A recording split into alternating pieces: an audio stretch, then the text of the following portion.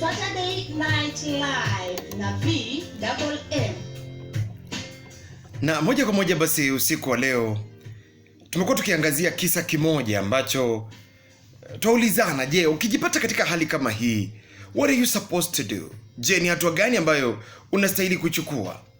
Mmefika mahali mwataka kuoana, swali likawa, je, ni vema kwako wewe ndugu au dada? Natumai basi kwa yule ambaye ananitazama pale ni kwamba nipate kuuliza, ni kweli kwako wewe ambaye unanitazama pale kwamba is it okay kwako wewe kureveal kwa yule ambaye ni mchumba wako ndio mwakaribia kuoana? Is it okay to reveal kwake kwamba that dark past of yours, kwamba ulikuwa na boyfriends 20 au ulikuwa na girlfriends 100? Is it okay to reveal kwamba ulikuwa kahaba, hakujua nilifanyika labda kabla wako? Is it okay to reveal such? Will it be of any importance, of any significance? Of course, wakati ambapo uta reveal ni kitu cha maana ama sio? Na ndipo basi nikasema kwamba kuna mengi ambayo yamenenwa pale kupitia kwenye simu kwa wale ambao nilisikia walikuwa wanasikiza kwenye radio, lakini pale katika winding up remarks za kwangu, je, is it okay?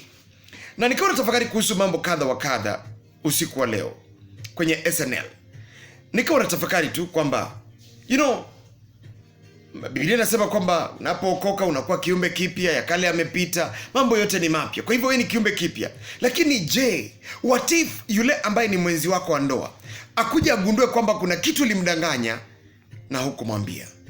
Hapo ndipo kuna kitanzandimi, hapo ndipo kuna kizungumkuti. Kwa nini niseme hayo? Kwa sababu jambo ambalo nafikiria ni suluhisho, jambo ambalo twastahili sote kwa pamoja kufanya kwa pamoja ni kwamba number one, kuna mtu aliongea kuhusu timing, upate kujua saa nzuri ya kusema kile ambacho wastahili kusema.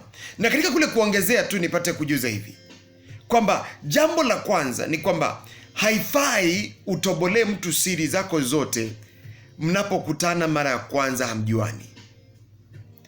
Ni vema mambo mengine hizo usimwambie mwanzo mwa relationship yenu.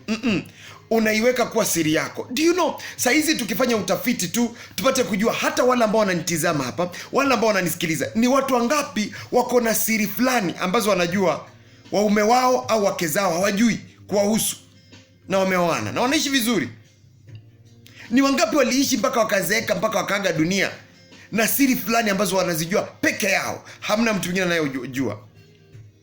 Kuna vitu zingine huenda zikaleta matatizo zaidi kuliko kusaidia. Lakini solution hapa nikawa nasema hivi kwamba mnapoingia katika huo uhusiano, usifanye kama first agenda.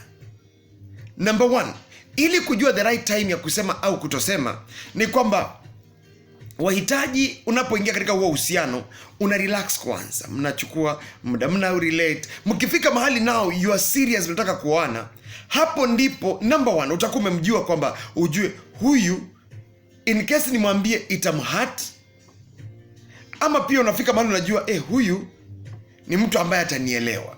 Kwa hivyo ni vema kuelewa yule mtu wako kwanza, yule mke wako to be ama mume wako to be. Nasikia kuna mmoja ambaye aliambia mke wake kuhusiana vile past yake ilivyokuwa, ilimuumiza roho mke wake sana. Akasema, mimi nimejitunza, nimekuwa bikra, nimejilinda, alafu napata mume ambaye alikuwa na past kama hii. God, you are not fair. Akaanza kumwambia Mungu, you are not fair kunipa mtu wa aina hii. So you see, upendo katika huo uhusiano ulididimia. Of course walikaa pamoja wakati huo, lakini sijui kilichofuatia next. Lakini wakati ngaje relationship haikuwa kama vile ilivyokuwa hapo awali, ulididimia, maana alifika mahali analaumu Mungu. Kwa hivyo jambo la kwanza ni kumjua, upate kumuelewa. Do you know, upate kujua kwamba ni mtu ambaye atakasirika, ni mtu ambaye atafika mahali anielewe. Kwa hivyo ni vizuri. Kwa hivyo hiyo ndio itadetermine kama utamwambia au la. Na vile vile pia jinsi ya kumwambia kile ambacho kilifanyika. You need to tell it gradually. Kama lazima mwambie, unamwambia gradually. Usimshtue tu mara moja. Hey, mimi nishaikuwa na wanawake 22. Kuna wakati hata mmoja alinipatia gonorrhea, nikakuwa hivi. Kuna wakati mtu alinipatia hivi. Unamwambia kila kitu at the same time, inamshtua. Kwa hivyo badala ya kumshtua, mwambie gradually as the relationship inasonga. Number 2, pia yafaa uweigh ni vitu gani ambavyo yafaa useme na vile ambavyo haifai useme. Kwa mfano, kuna watu wamesema kama ulishaipata watoto kule nje ni vema, maana itakuja kulipuka tu baadaye. Kama vile vile pia ulishaiavya mimba, inawezekana kwamba mwenye alikuwa kutoa mimba, hiyo mimba alitoa na uumbu yote, kwa hivyo hauna uumbu, huwezi pata mtoto. Kwa hivyo ni vema ajue mapema, mwambie tu. Kuna mambo kama hayo na mengine ya kufika mahali. Pia nafikiria hivi, mawazo yangu tu sasa hayo, kwamba unaweza fika mahali mtu ajue kwamba wewe you are not yet, wewe si virgin. Wewe si kwamba umejitunza sinzi uzaliwe hujai usika. Hata mwanaume pia ana mke wake ajue kwamba yeye si wa kwanza, ajue ukweli. Leo tunasemezana ukweli. Ajue ukweli kwamba si wa kwanza, lakini sometimes it will not help kusema details zote. Kuna uwezekano kwamba mmoja wa wale watu ambao ulikuwa nao labda alikuwa rafiki yake, kwa hivyo huenda akamchukia. Kwa hivyo nasema hivyo si kwamba ufiche, si kwamba ukue msiri, lakini ni vema ukapate kuwei. Hayo ni mawazo yangu tu. Ni vema ukapate kupima, je, na istahili. Kuna watu walisema na waliposema ikaharibu badala ya kutengeneza.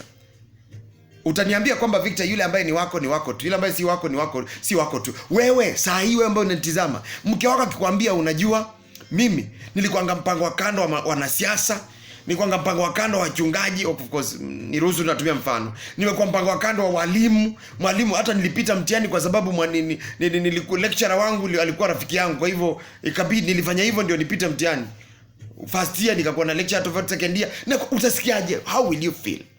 And you know, wakati mwingine ukisema ukweli, kuna uwezekano mkikosana kidogo anarifaa kwa kile ulimwambia. Unafika mahali mnaenda, labda dada hayuko kwa mood ama ndugu naye hayuko kwa mood, kwa hivyo ya kuhusika kwa tendo la ndoa.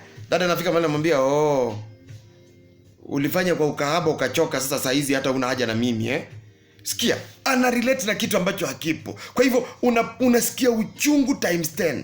Inakuuma zaidi.